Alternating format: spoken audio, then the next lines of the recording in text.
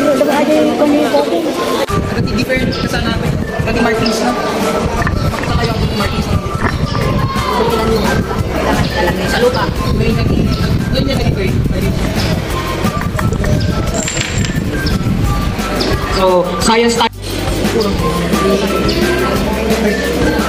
Soil test kit. Kita mo itikulay na. Ayan. Kasi itikulay na. Ayan.